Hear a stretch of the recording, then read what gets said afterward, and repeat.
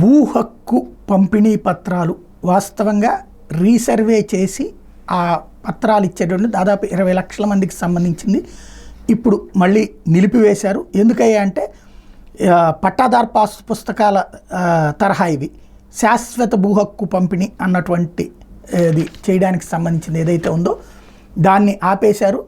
Reason ఏంటంటే ఆ పుస్తకాల మీదన జగన్ బొమ్మ ఉండటం అన్నటువంటి కారణంగా ఇప్పుడు మళ్ళీ కొత్త పుస్తకాలు ప్రింట్ చేసి వేగంగా సప్లై చేయాల్సినటువంటి అవసరం ఉంది.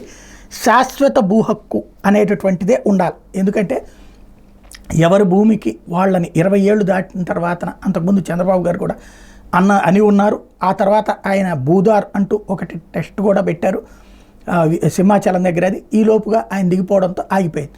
ఇప్పుడు జగన్మోహన్ రెడ్డి వచ్చి 5 ఏళ్లలో ఇచ్చేసి ఉంటే సరిపోయేది, కానీ చివరి ఏడాది చేసుకొచ్చారు. అది కూడా బొమ్మలతో ఇచ్చుకొచ్చారు. ఆ బొమ్మలతో చేయడం తప్పే. ఎందుకంటే ఆస్తి హక్కుకి బొమ్మలు ఉండటం కరెక్ట్ కాదు. ఏ నాయకుడు చేసినా అది తప్పే.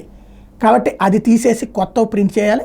ఇప్పుడు అవన్నీ 20 లక్షల మంది, ఒకళ్ళు కాదు ఇద్దరు కాదు 20 లక్షల మందికి అందాల్సినవన్నీ ఆగిపోతున్నటువంటి కాబట్టి అది సర్వే రాళ్ళ మీద ఇంతకుముందు కూడా చెప్పుకున్నాం, అది ఓవర్ యాక్షన్ చేశారు వాళ్ళు అన్నటువంటి. అట్లాగే ఆ ఓవర్ యాక్షన్ పక్కన పెట్టించారు కాబట్టి ఆ ప్రజలే ఎన్నుకున్నారు కాబట్టి ఇప్పుడు ఆ కాగితాలు వేగంగా ఇస్తే చంద్రబాబు గారి పేరు జీవితకాలం గుర్తుపెట్టుకుంటారు.